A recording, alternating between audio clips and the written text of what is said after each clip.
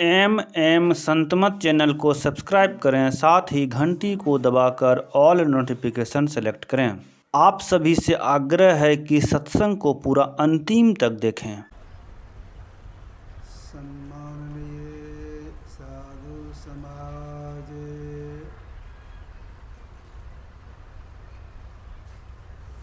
धर्म प्रेमी सज्जनों,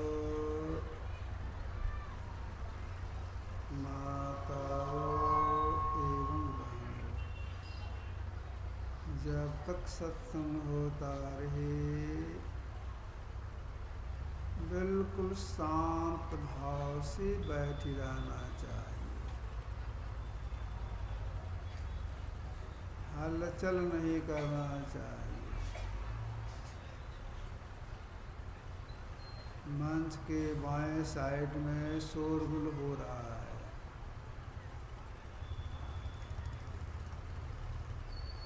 कोई बड़े आदमी जा कर के इस हल्ला को शांत कर दें।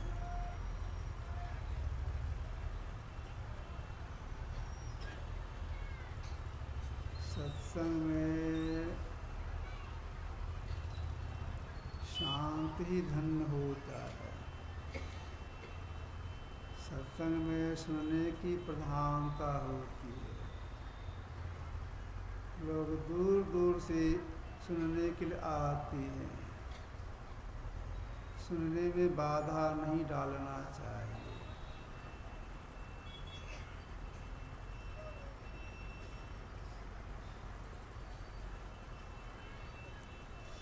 जब सत्संग का कार्यक्रम शुरू हो जाए तो मंच के आगे किसी को नहीं आना चाहिए। मंच के आगे आने से वक्ताओं का, श्रोताओं का ख्याल बट जाता है। बीच में नहीं आना चाहिए। बीच में आते हैं या आती हैं, पहले तो सीधा प्रणाम करते हैं, उसके बाद जहाँ गुरु का आसन लगा हुआ है इस ओर पीठ दे करके उधर से प्रणाम करते हैं। पहले गुरु को प्रणाम किए, गुरु का अपमान भी कर दिए। सीखना चाहिए ऐसा बात।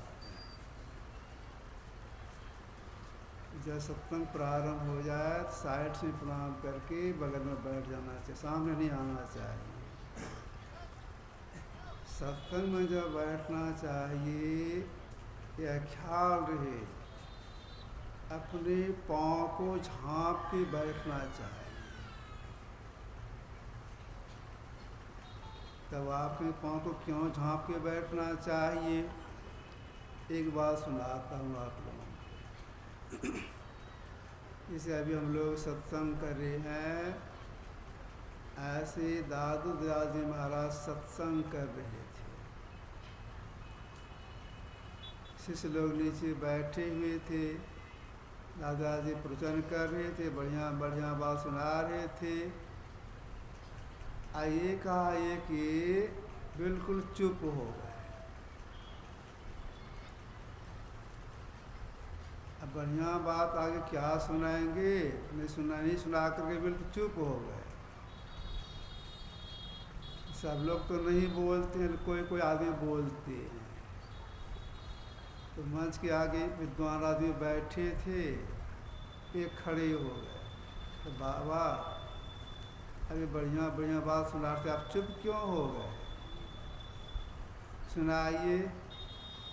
अब नहीं सुनाऊंगा। तो क्यों नहीं सुनाइएगा, तो आप जितने लोग बैठे उसमें से किसी एक से गुरुजनों का अपमान हो रहा है, अपमान करना शुरू कर दी, इसीलिए मैं चुप हो गया। तो हम लोग तो बैठे हैं, किसी का अपमान तो नहीं कर रहे हैं। दादाजी महाराज बोले जहाँ सत्संग होता है वहाँ देवी देवता और जो पूज्य जन है सूक्ष्म रूप से आते हैं।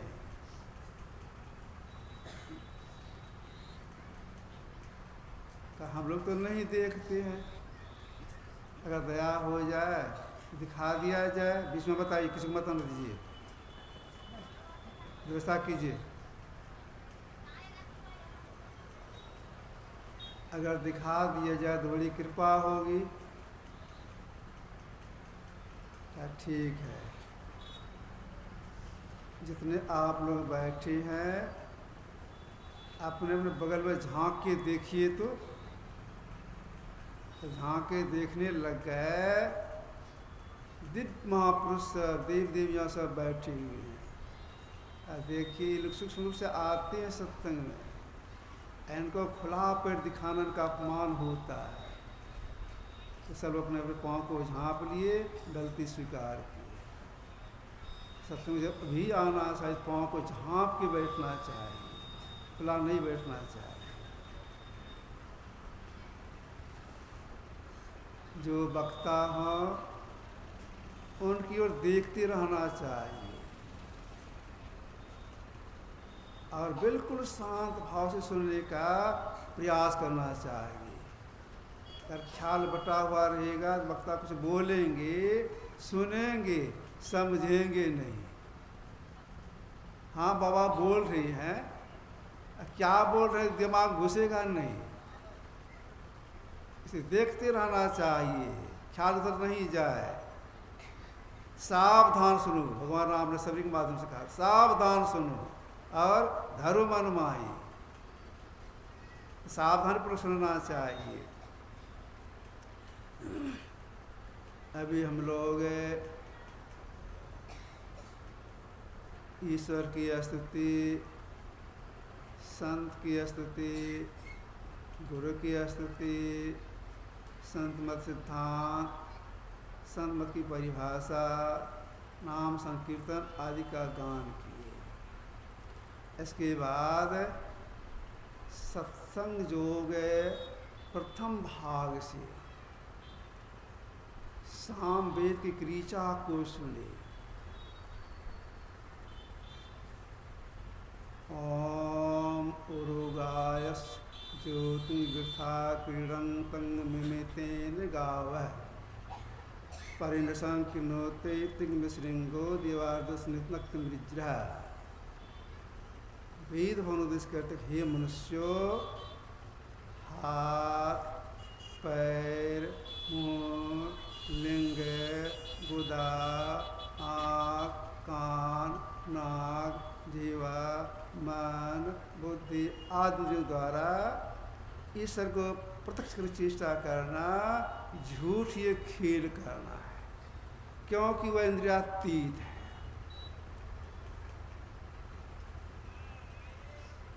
जितनी भी इंद्रियां हैं उसके द्वारा ईश्वर का प्रत्यक्षीकरण नहीं होगा, तो किनसे होगा? इंद्रियों के संग में है, जीव इंद्र संग में है, इंद्र संग में रह कर नहीं होगा, तो किनसे होगा? कौन करेंगे दर्शन ईश्वर का? तो हम जीव करेंगे, हम जीव हैं, हम जीव करेंगे, तो अभी दर्शन क्यों नहीं हो रहा है? इसलिए नहीं हो रहा है कि हम जीव इंद्रियों के संग में हैं। अगर इंद्रियों से अलग हो जाए तो दर्शन हो जाएगा। तो 14 में से एक भी इंद्रिय साथ में रहेगी तो उनका दर्शन नहीं होगा। 14 से बिल्कुल अलग हो जाएंगे तब उनका दर्शन होगा।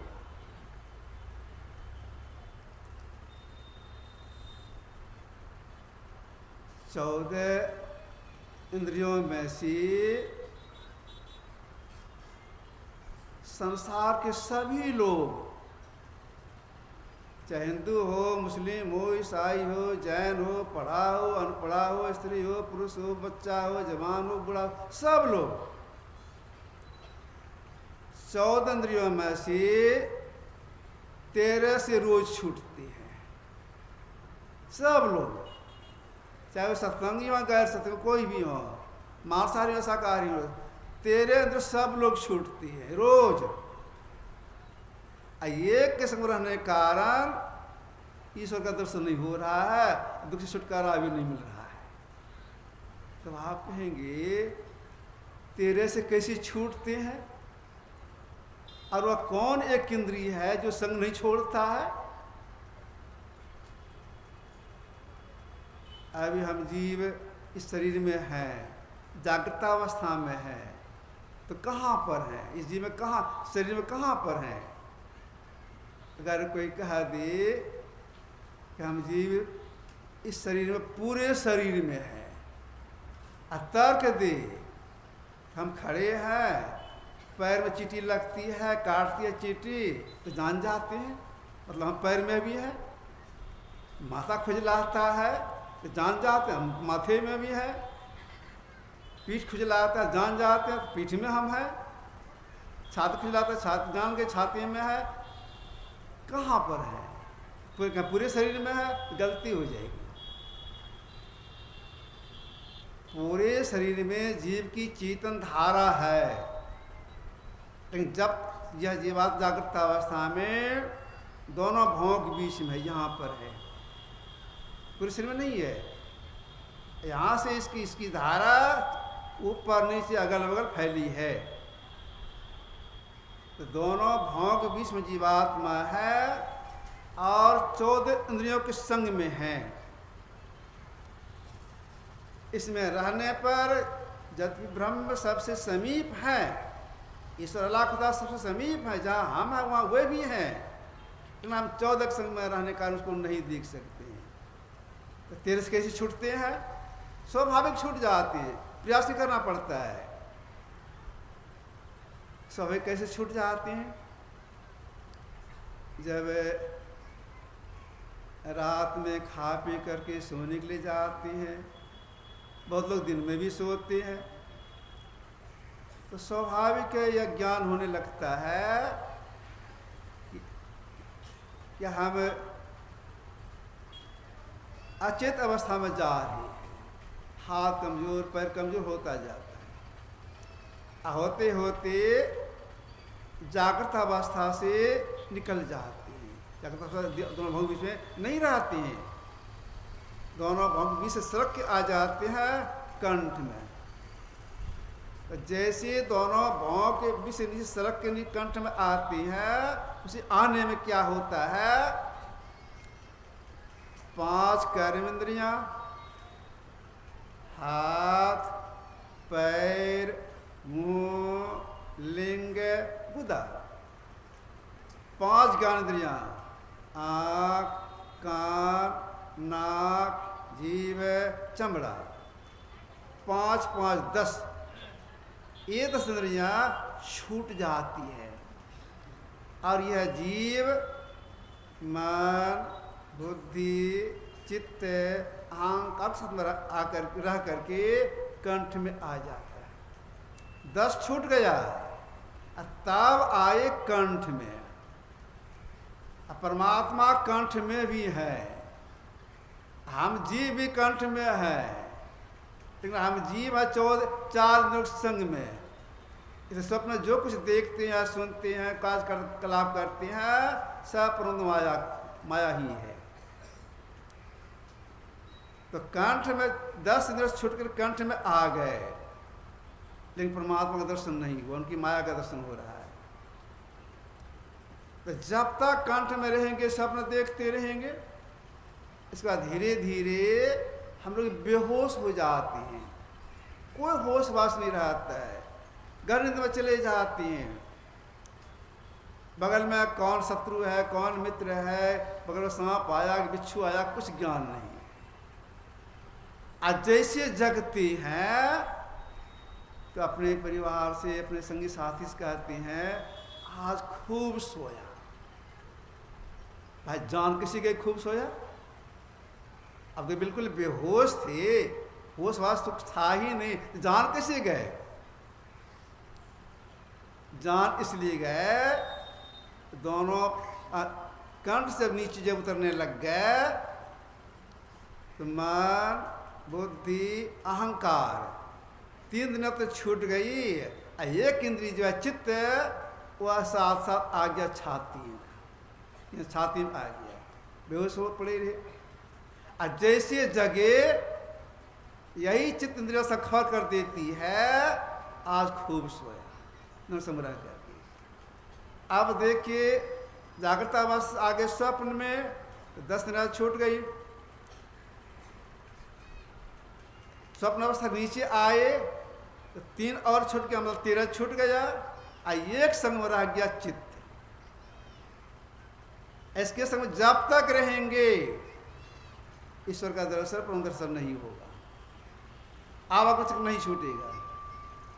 तब करे क्या?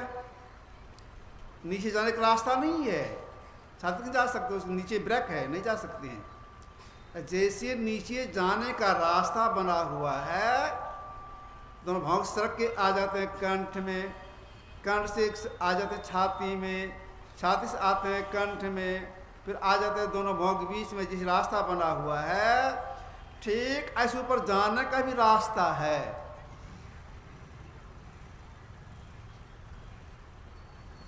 वह रास्ता कितना महीन है? नचिकेता ने जमराज के जब पूछा था, जमराज ने उत्तर दिया था, छुरस्य धारा, तलवार की धार से वो रास्ता महीन है।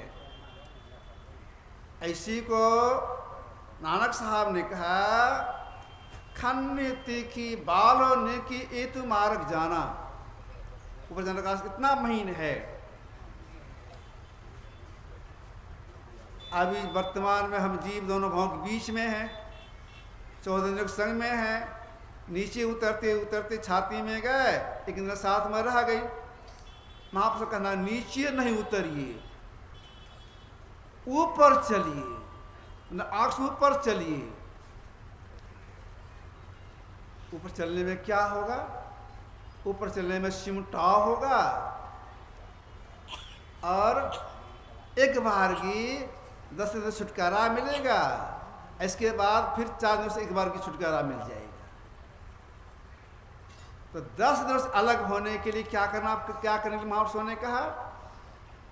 ऊपर चलना होगा, दोनों भाव के बीच में ऊपर चलना होगा। अब यहाँ जागृत अवस्था में ऊपर कौन स्थान है, उसका क्या नाम है? तो महापुरुषों ने कहा उसका नाम है तुरीक अवस्था। उसमें घुसेंगे तो 10 दिन छूट जाएगी, लेकिन 4 रहेगी। अब तुरीय अवस्था में प्रवेश करने के लिए क्या करना पड़ेगा? तो अपना सिमटाव करना पड़ेगा। सिमटाव के लिए प्रारंभ से ये सिमटाव करने की प्रक्रिया महापुरुष कहते हैं करने के लिए। प्रारंभ से दादू सिरजनहार के केते नाम अनंत, प्रमुख जपने के बहुत से नाम है।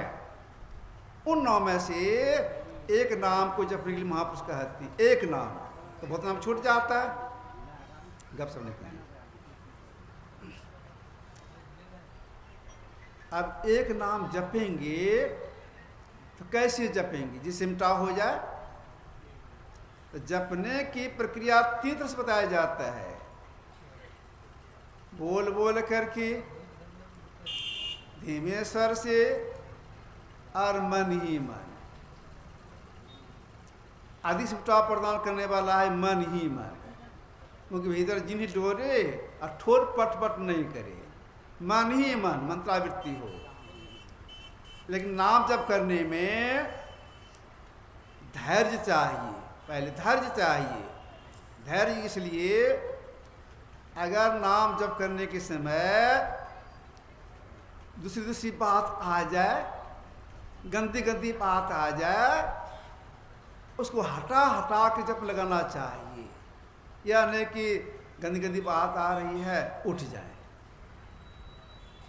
ऐसा नहीं। जब उठ जाएंगे तो फिर काम कैसे बनेगा? धैर्य नहीं खोना चाहिए। जो धैर्य खो देती हैं उनका काम बिगड़ जाता है। धैर्य खोना चाहिए। एक बात सुनाता हूँ आप लोगों को। एक व्यक्ति विपत्ति में घिर गए, कोई सहायक नहीं, इतनी विपत्ति आ गई। रात में खाते थे तो दिन में क्या खाएंगे सोचना पड़ता था, कोई सहायक नहीं। ऐसी वैसी विपत्ति यह है, अगर कहीं दूसरे दरवाजे पर चले गए टहलने ख्याल से या गांव में गए तो गांव के लोग बोलते थे तुमको लाज नहीं लगता है, जवान बेटी को घर में रखा है, शादी भी नहीं करता है। कलेजा फट जाता था। भारी विपत्ति। संजोग से उसी आसपास में एक उच्च कोटि के महापुरुष आ गए। बेचारे शाम में मालूम हुआ, संध्या काल में मालूम हुआ उच्च कोटि के महात्मा आए हैं, तो गए उनके पास। अब महात्मा जी पैर हाथ होकर कुलासमन करके बैठ गए थे ध्यानाभ्यास करने के लिए। अब शुरू करेंगे। इतने में व्यक्ति पहुंच गए, जाके प्रणाम किए और रोने लग गए। महात्मा जी पूछना क्यों रोते हो? कुछ बोलते कुछ भी नहीं है, केवल रोते हैं। बोलो बोलो क्या बात है, क्यों रोते इतना? का बाबा विपत्ति का पहाड़ गिर गया है, दया कीजिए। हम सुने हैं बाबा जोर कर लकीर सोकरे फकीर, दया कीजिए मेरे ऊपर। बोलो क्या कहना चाहते? बाबा पत्नी अस्वस्थ रहती है, एक बेटा नालायक काम नहीं करता है, एक 2 बीघा जमीन था बदमाश लोग दखल कर लिया है। वैसी बात तो यह है कि 3 बेटी हमको है, जहाँ जाता सगाई के लिए लाख से बात करते, इतना तिलक दो। अमृत ऐसी है खाने का मोहताज। फिर रोने लग गए। महात्मा की दया आ गई, सही में बेचारा विपत्ति में घिर गया है। कहा से रोना बंद करो। रोना बंद किया थोड़ा सा। महात्मा जी ने पूछा एक बात बताओ, तुम्हारे घर में कोई भारी चीज है? कहा मेरा घर फूस का है और टूटा फूटा है। हम यह नहीं पूछते तुम्हारा घर कौन चीज का है, हम यह पूछते तुम्हारे घर कोई भारी चीज है सो बोलो। कहाँ बाबा हमारे घर में एक कोने बहुत दिन से पड़ा हुआ है, इतना बड़ा पत्थर है, वही सबसे भारी चीज है। ठीक है, अभी तुम जाओ, कल सवेरे स्नान कर लेना, उस पत्थर को धो देना, उस पर पूरा मुंह से पलथी मार के बैठ जाना। उस पत्थर से तुम कहना हे पत्थर तुम सोना हो जा, हे पत्थर सोना हो जा, हे पत्थर सोना हो जा। तो खूब कहोगे और पत्थर सोना बन जाएगा। उसको बेचोगे काट करके, ज़मीन जगह हो जाएगी, लड़की की शादी हो जाएगी, मकान भी बन जाएगा और तुम्हारा जीवन खुशहाल हो जाएगा। बड़ी मन खुशी हुई। अपना घर आए, खुशी के मारे बेचारे भोजन भी नहीं किए, रात में नींद भी नहीं आती है, लेटे, लेकिन चक नींद टूट रहा है, कब सवेरा हो कब सवेरा हो। सवेरा हुआ, स्नान किए, पत्थर को धो दिए, पूरा मुँह से बैठ गए, कहने लग गए हे पत्थर तुम सोना हो जा, हे पत्थर तुम सोना हो जा। कहते कहते दोपहर हो गई, देखते सोना नहीं बना है। बाबा बोले हैं सोना बनेगा।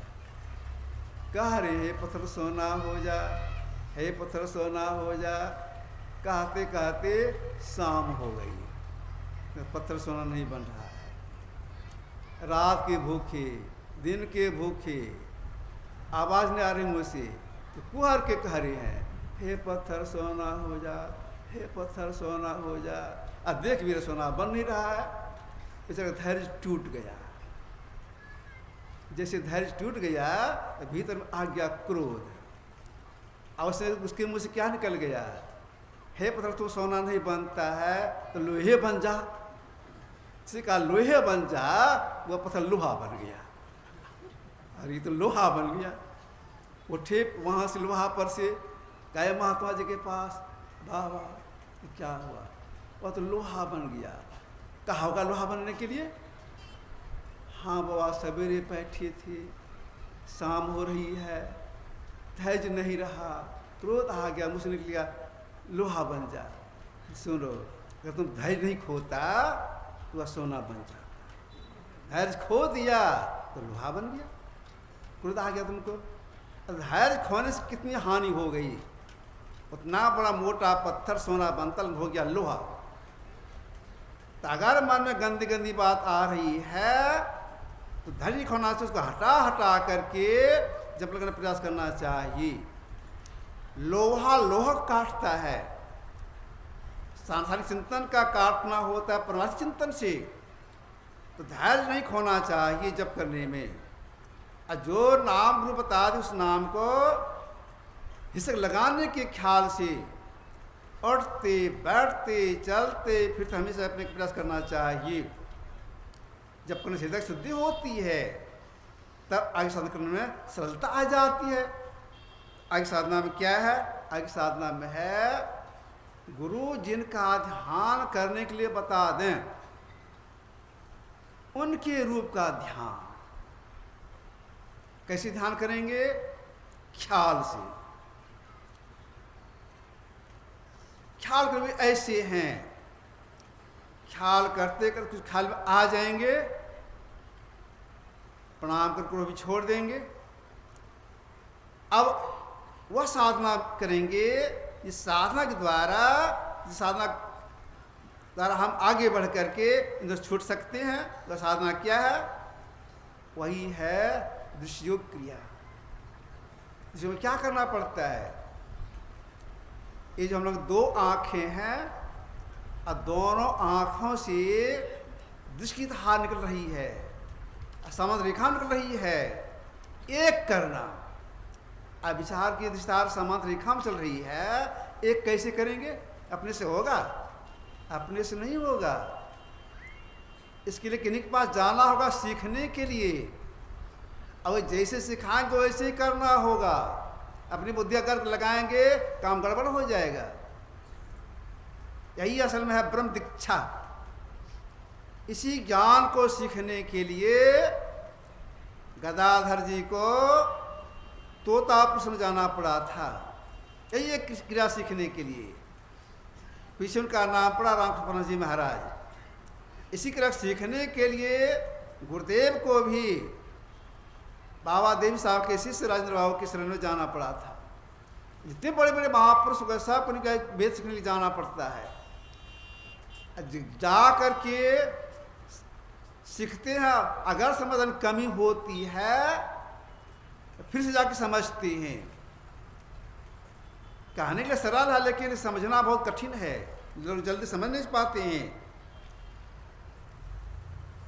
मुंगेर जिला में एक स्थान का नाम है पाटन।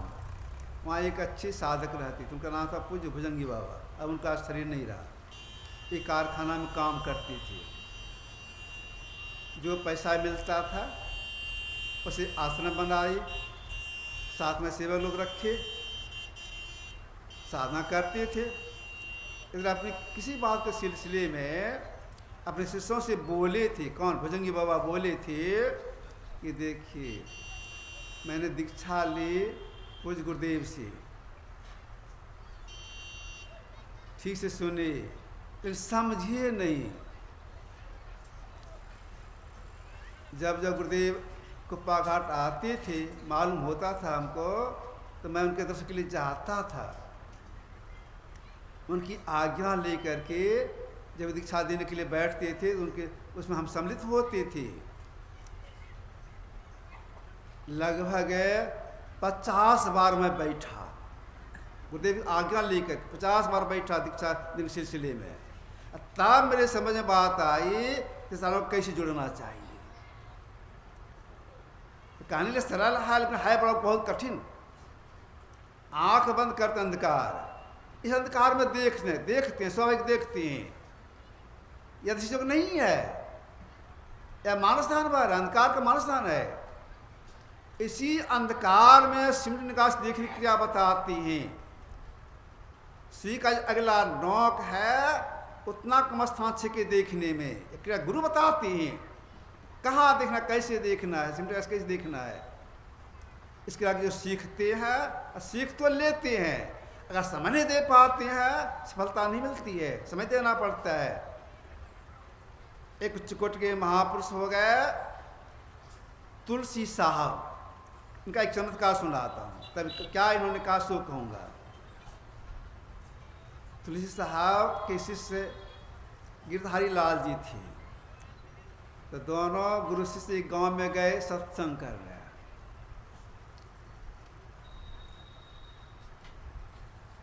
तुलसी साहब अपने प्रवचन सिलसिले में स्वर्ग का खंडन किए, स्वर्ग पर कर खखार।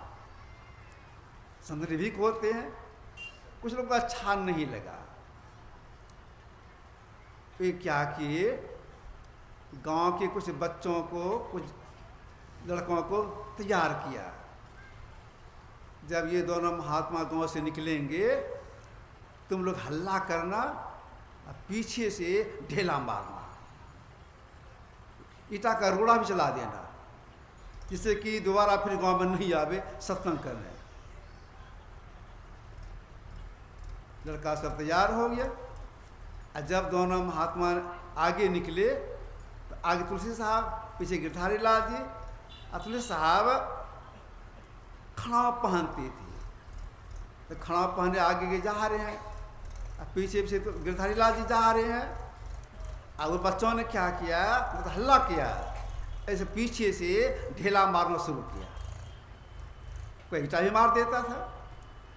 तुलसी साहब जरा लंबा डेग किए। लंबा डेग करने में क्या होता है, उसका एक पाँव खड़ा निकल गया, मतलब छूट गया। उस खड़ा को छोड़ दिए, और एक खड़ा को अपने हाथ में लेकर के लंबा डेग से निकल गए।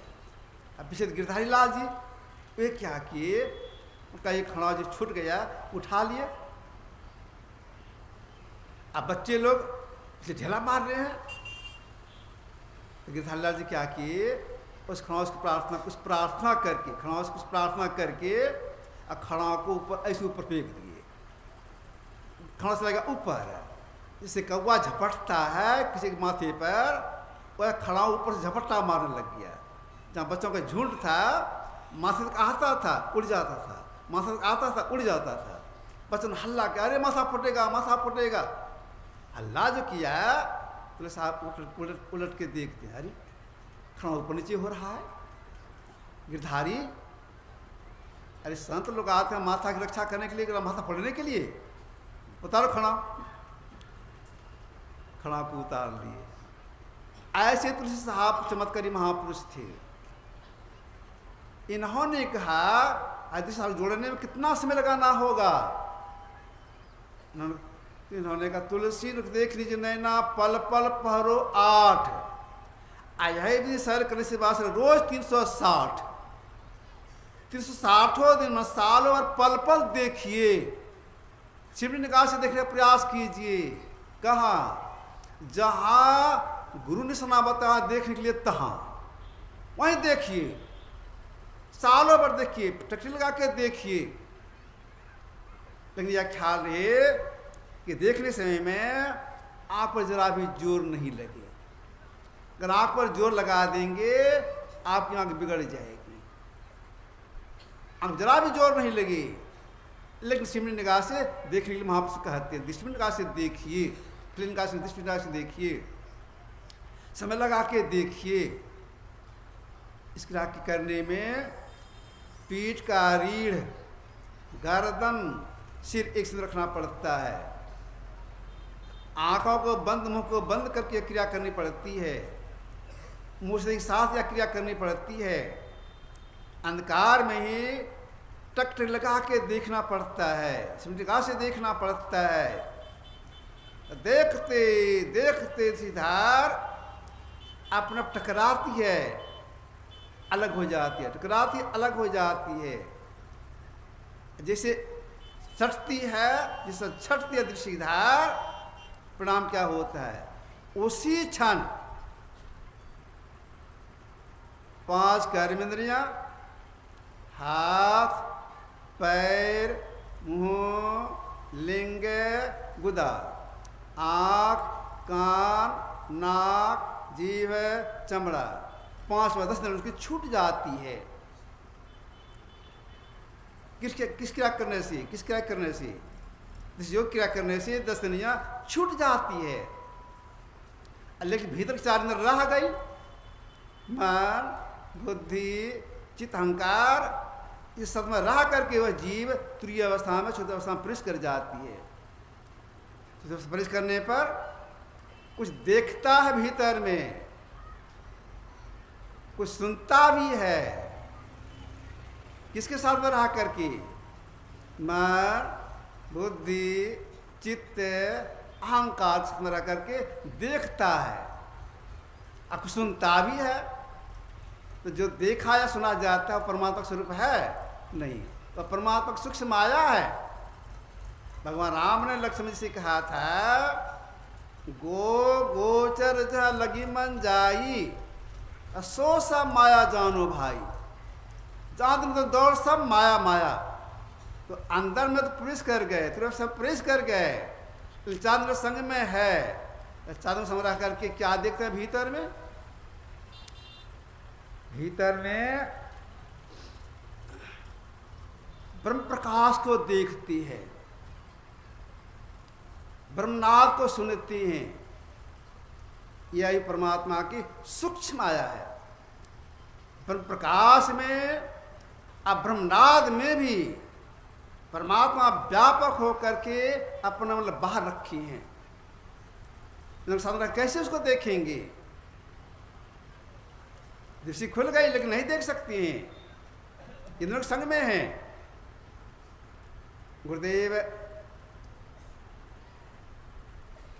साधना करते सुंदरता जब प्राप्त किए, तब इन्होंने गद और पद में कुछ लिखना शुरू किया। पद में इन्होंने लिखा है जिसका नहीं रंग नहीं रूप रेखा, परमात्मा स्वरूप यह हुआ है जिसका नहीं रंग नहीं रूप रेखा, जिसे दिव्य दृष्टि हो से नहीं कोई देखा। जिस पर रंग रूप नहीं है उसको दृष्टि लोग कैसे देखेंगे? इंद्रियों के संग में रह कर दृष्टि खुलती है। परमात्मा की सूक्ष्म माया है, तो 4 लोग संग रह करके परमात्मा की माया देखती हैं। सूक्ष्म माया में परमात्मा व्यापक है और उसके बाहर हैं। अब जीव क्या करे? 4 लोग संग में है। जब तक 4 लोग संग में यह जीव रहेगा, परमात्मा दर्शन जीव को नहीं होगा, जीव का आवरण से नहीं छूटेगा। अब क्या करें? 4 दिनों से अलग होने के लिए चौथी क्रिया सीखनी पड़ती है। उसी को महापुरुषों ने कहा नादानुसंधान, नाद की खोज। नाद माने शब्द, शब्द की खोज। किस शब्द की खोज?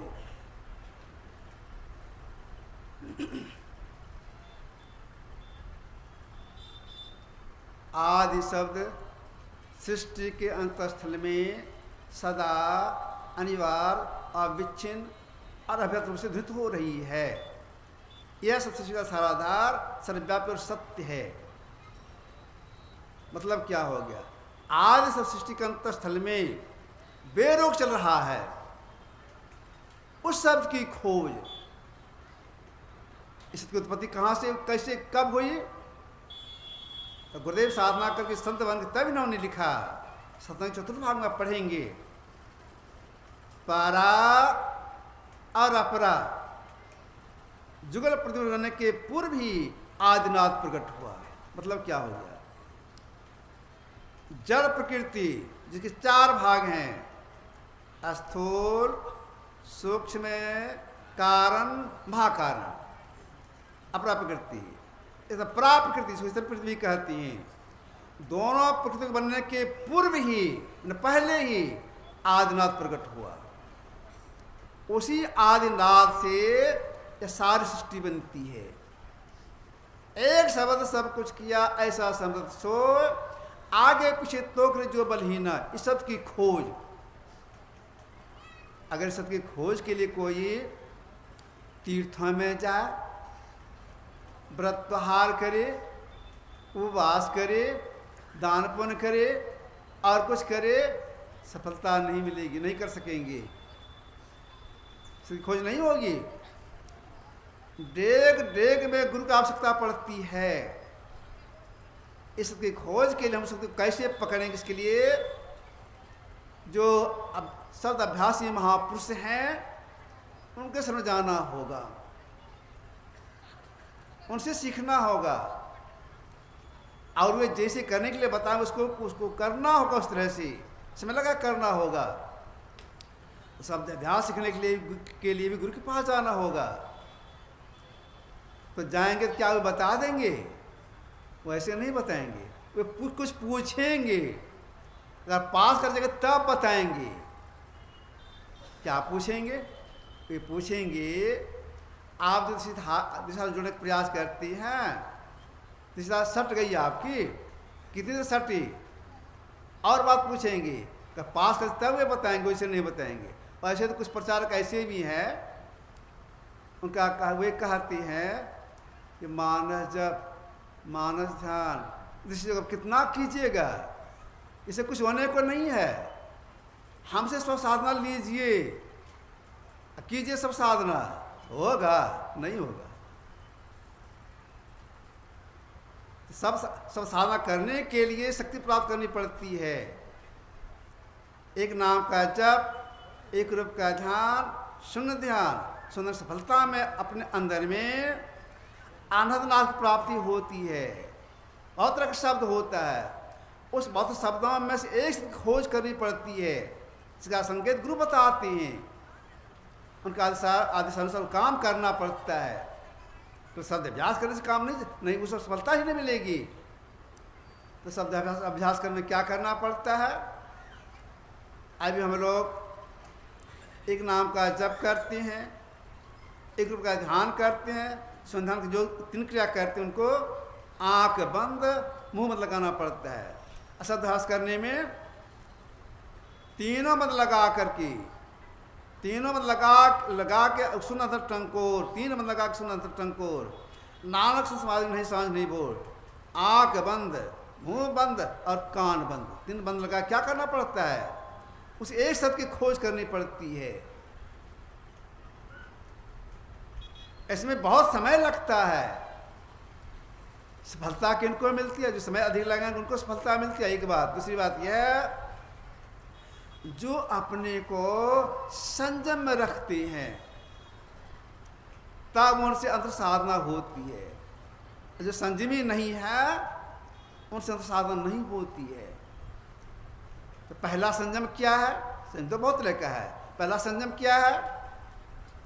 गुरुदेव साधना करके संत बन गए, तब इन्होंने कहा खान पान को प्रथम संभालो, तब रस रस अवगुण मारो। पहला संयम खान पान का।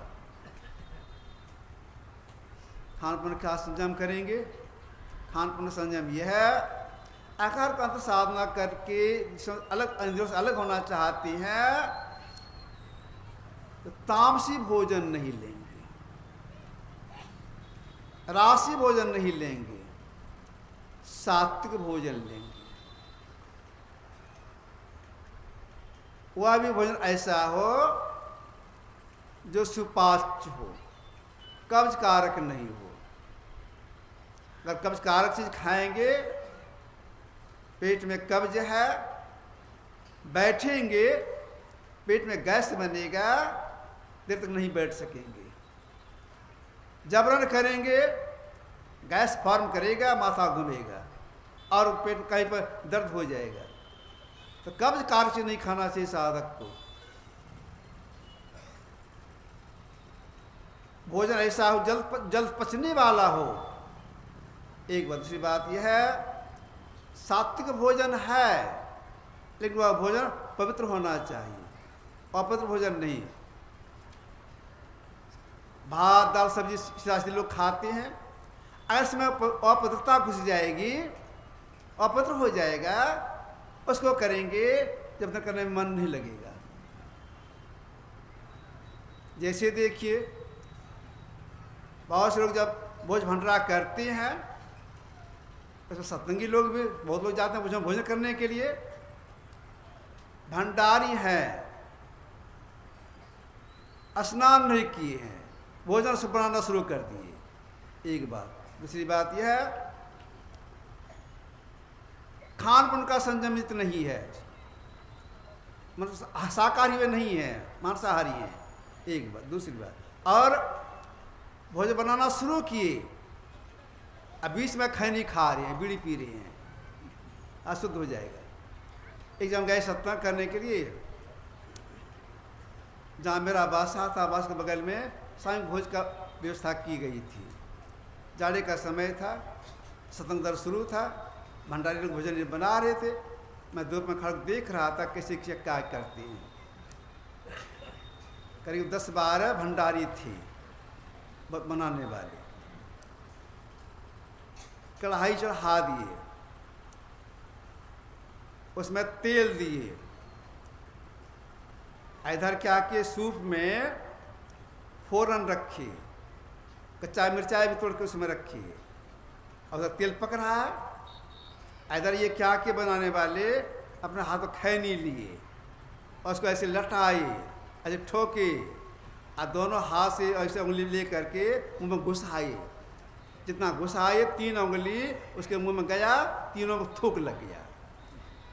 और उसी उंगली से फोरना को पकड़े, उठाए, उन्हें फोरना में मिला दिए थूक है, और तब दिए कढ़ाई में, मतलब चौपट हो गया।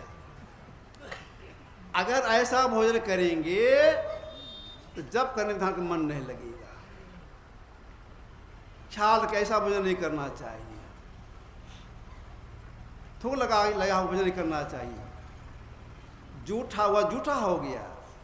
तामसी जूठा भोजन, सड़ा हुआ फल तामसी लोगों को प्रिय होता है।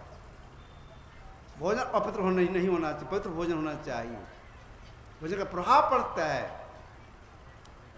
अगर सात्विक भोजन पवित्रता से बनाई गई है तो खाने से भीतर में एक तरह प्रेम उत्पन्न होता है, संतृप्ति हो जाती है। भगवान जो साधना कर रहे थे, एक वृक्ष के पास साधना कर रहे थे। थोड़ी दूर पर एक बस्ती था। उस बस्ती में सुजाता नाम की एक लड़की थी। उस वृक्ष से प्रार्थना की थी, अगर हमको पहले पहल पुत्र की प्राप्ति होगी, हे वट देवता, मैं आपको खीर खिलाऊंगी, खीर चढ़ाऊंगी आपको। अमीर थी सुजाता, अमीर थी। उसके पास में 500 गाय थी दूध देने वाली। 500 गाय, 500 गाय को जेठी मत के जंगल में चरवाई, उसको दुहवाई। अब 500 गाय के दूध को 250 गाय को पिलवा दी। फिर गाय को जेठी मत में चरवाई, उसको दुहवाई, 125 गाय को पिलवा दी। इस तरह से जब एक गाय बच गई, उससे खीर बनाई थी। कैसा खीर होगा? अपने से बनाई थी, पवित्रता के साथ बनाई थी। खीर बना करके तो अपने दाय से बोली, दाय को स्नान करा के कहा जाओ पहले देख लो जा करके, वहाँ जो वृक्ष है वहाँ जाकर मैं पूजा करने जाऊँगी, बट देवता की पूजा करूँगी, स्नान साफ करके आओ, तब मेरे साथ फिर चलना। उसकी दाई जाती है, देख कर तुरंत लौटती है। कहते हैं कि वहाँ तो बड़ देवता आपकी प्रतीक्षा में है। भगवान बुद्ध बैठी हुई थी, बड़ देवता आपकी प्रतीक्षा में है। कहा कोई बात नहीं। सोने की थाली में खीर को लिए, सोने के लोटा में पानी लिए, गए भगवान बुद्ध को दिए। भगवान तुरंत ले लिए। अब देख के वहाँ रही नहीं, चली आई। भगवान बुद्ध उसको खाए, उसको पानी को पिए, उस बर्तन को क्या किए, बगल में जलाशय था उसमें जाकर रख दिए। दूसरे दिन फिर सुजाता आ गई, वही खीर बना के दी, खाए। इसके बाद जब बैठे ध्यान करने के लिए, तो बैठे रह गए, समाधि लग गई, समता प्राप्त हो गई उनकी। भोजन कितना प्रभाव पड़ता है। अगर कोई भोजन बनाने वाली हैं, बना रही हैं, अब भीतर में कुछ संकल्प विकल्प हो रहा है, कुछ भी हो रहा है, सूक्ष्म रूप से वह संकल्प विकल्प जो भोजन वो बना रही हैं उसमें घुस जाता है।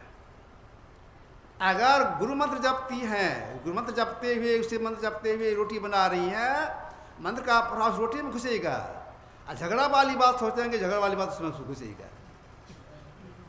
उसका प्रभाव पड़ जाता है। तो भोजन बनाने वाले का भी प्रभाव पड़ता है, बनाने वाले का प्रभाव पड़ता है। सात्विक भोजन होना चाहिए, पवित्र भोजन होना चाहिए, असमय भोजन होना चाहिए, तब साधन तरक्की होती है। बहुत संयम करना पड़ता है इसमें। तो जो भोजन संयम रखते हैं, साधना करते हैं, तरक्की होती है। एक बात। दूसरी बात यह है, एक संयम और महापुरुषों ने कहा, क्या कहा? कबीर साहब उच्च कोटि के संत हो गए, इन्होंने संसार के लोगों से कहा है, बड़े निर्भीक संत थे, इन्होंने कहा पानी में आग लगी अंधे को सूझी।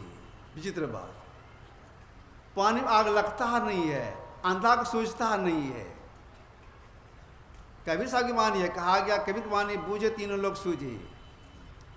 आंख बंद करते घोर अंधकार, अंधे हो गए। पानी में आग लगने से मतलब क्या हो गया? वीर संच के अंदर ब्रह्म तेज का उदय होता है। और ठीक सुख का पालन वही कर सकते हैं, भोजन का संयम रखेंगे। सात्विक भोजन है भात, दाल, सब्जी। अगर कोई भात दाल को फूक फूक के खाएंगे, उठाए हाथ में, पूरा गर्म है, अब मुँह में दिए, पकने लग गया जी, फिर किसी घोंट गए, अगर फूक फूक खाएंगे सुख पतला हो जाएगा, साधन तरक्की नहीं होगी। चाय पीने वाले से तरक्की नहीं होगी। चाय से सुख पतला होता है। अगर कोई अभिभावक अपने छोटे बच्चे को चाय पिलाती हैं, उनके साथ अन्याय कर रही हैं। चाय पीने वाले बच्चे का गर्दन पतला हो जाता है, उसकी बुद्धि कमजोर हो जाती है, स्वास्थ्य खराब रहता है उसका। तो चाय नहीं पीना चाहिए। तो खूब गर्म भोजन अगर करेंगे, सुख पतला हो जाएगा, साधना तरक्की नहीं होगी। अगर कोई बासी खाएंगे, रात का बना हुआ भोजन, रात का बना हुआ भात दाल सब्जी दिन में खाएंगे, उस तामसी वृत्ति हो जाएगी, उसके बाद नहीं होगा। बीच में रखना चाहिए। बासी भी नहीं खाना है, सड़ावा भी नहीं खाना है, आगवत भी नहीं कोई नहीं खाना है। अनुकूल भोजन होना चाहिए।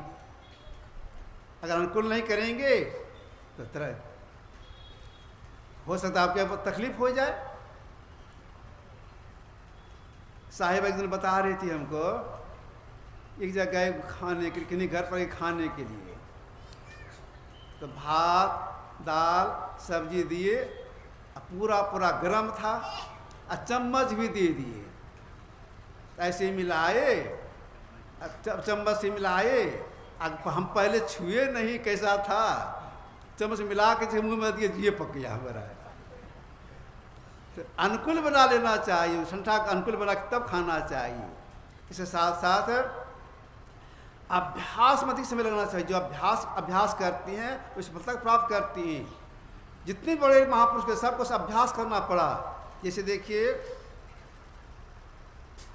100 भाई कौरव और 5 भाई पांडव, बाण विद्या सबसे आगे कौन निकले? अर्जुन। क्यों? ये बाण विद्या चलाने का अभ्यास किए थे। किससे अभ्यास किए थे? प्रेरणा कैसे मिली थी?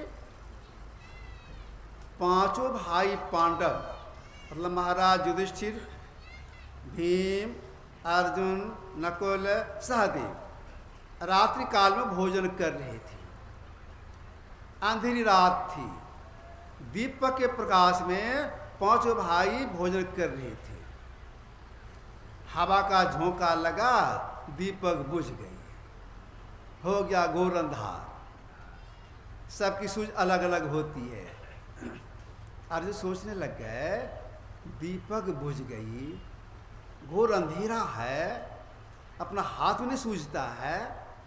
वे हाथ भोजन सामग्री को उठाता है, मुंह में घुसा देता है, नाक में नहीं सटता है, गाल में सटता है, दाढ़ में सटता है, मुँह में क्यों घुसता है? यह अभ्यास का प्रतिफल है। हाथ का अभ्यास है, थाली से भोजन को उठाना, मुंह में घुसाना, अभ्यास का प्रतिफल है। भोजन किए सब लोग, कुलाचमन किए, 4 भाई चले गए सोने के लिए और अर्जुन सोने के लिए नहीं गए। अपना धनुष बाण उठाए और चले गए फील्ड में। और रात में वे अभ्यास, बाण विद्या चलन का अभ्यास करने लग गए। एक के दिन नहीं, बहुत रात में अभ्यास करते, सब लोग सोते थे, रात में अभ्यास करती थी, सबसे आगे निकल गए। तो अभ्यास करना पड़ता है। तो जब बैठेंगे ध्यानाभ्यास करने के लिए, तो प्रारंभ से साधना करेंगे। हम लोग जो करते हैं अभी ध्यानाभ्यास करते हैं, ध्यान का अभ्यास करती हैं। ध्यान तो 7वां अंग है, और ध्यान करने का अभ्यास कर रही हैं। तो अभ्यास करने में तो बैठना होता है।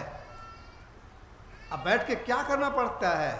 प्रारंभ से क्रिया करनी पड़ती है, तब अंत में समझना छूटती है, क्योंकि परम कल्याण होता है। इसकी जानकारी सत्संग से प्राप्त होता है, करने के बिना सत्संग से प्राप्त होता है।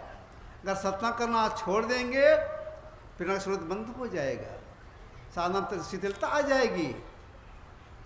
सत्संग जो है यह ध्यानाभ्यास करने के लिए, जब ध्यान करने के लिए उस्काता है, प्रेरणा करता है, करो करो, उस्काता है। जैसे देखिए खासकर देहात की माँ बहनें जब भोजन बनाती हैं, तो देहात में गैस कहाँ से आएगा, कोयला कहाँ से आएगा? तो लकड़ी पर बनाती हैं, संठी का हो या और से लकड़ी हो, गोईठा हो, बलरी हो, उससे भोजन बनाती हैं। चूल्हा है, आग सुलगाती हैं, हंडी रखती हैं, पानी देती हैं, आँच लगा रही हैं, पानी खोलने लगता है, चावल धो के देती हैं, आँच लगा रही हैं, लकड़ी का है, आँच लगा रही हैं, चावल उधर खतक रहा है, खुद कर रहा है। अगर वह माँ बहनें जिनको जो भात बनाने वाली हैं, चूल्हा में आँच देना बंद कर दे, दूसरे काम में लग जाए, तो क्या होगा? आग बुझ जाएगी, अब भात सिद्ध नहीं होगा। और जब देती रहेंगी तो तब भात तैयार हो जाएगा। तो आँच को उस्काना, आँच उस्काती हैं, जलावन उस्काती हैं, तब भोजन बनता है। वैसे सत्संग जो है ध्यान करने के लिए उस्काता है, जब करने के लिए उस्काता है, प्रेरणा मिलती है। इसलिए सब सत्संग में जरूर आना चाहिए। मतलब ऐसा ख्याल करती हैं 2 दिन का सत्संग है, 4 सीट सत्संग होगा, अंत में जाकर सुन लेंगे तो 3 सीटिंग तो आपका छूट गया। 4 सीटिंग में 4 तरह की बात होती है, चारों प्रेरणादायक होती है। तो प्रत्येक सीट में आने का प्रयास करना चाहिए, सीट नहीं छोड़ना चाहिए। तो सत्संग प्रेरणा करता है ध्यान करने के लिए। गुरु महाराज गए हुए थे कहलगांव, सत्संग के बाद बैठे, पंजाब बैठे, उसमें भी देखे, बाद में भी देखे। एक बात आज पूछते हैं जी, फलाना आदमी नहीं देखते हैं, सत्संग ने उनको नहीं देखा, पुराने सत्संगी को नहीं देखा, उनको नाम लिया उनका, कहा बाबा हजूर वे सत्संग में नहीं आते हैं। वे कहते साहब तुम जानते ही सत्संग क्या होगा, बेकार समय बर्बाद होता है। हम घर में बैठ करके अपना सब जब ध्यान करते हैं तो जान ही गए हैं, सत्संग में जाके क्या होगा? वे सत्संग नहीं करती हैं।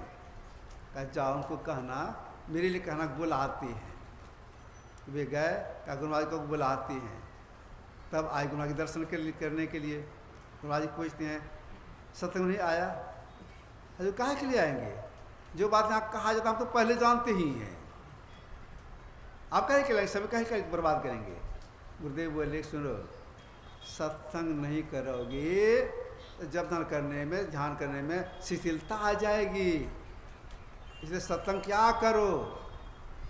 हाँ जो अब आएंगे सत्संग आने लग गए। तो सत्संग सबके लिए आना चाहिए, साधु सुनने प्रयास करना चाहिए, अपने संयम रखते हुए अंतर साधना रोज करना चाहिए, इसमें भी करना चाहिए। ये आपकी सेवा थोड़ा सा रखा। बोलिए प्रेम से श्री सद्गुरु।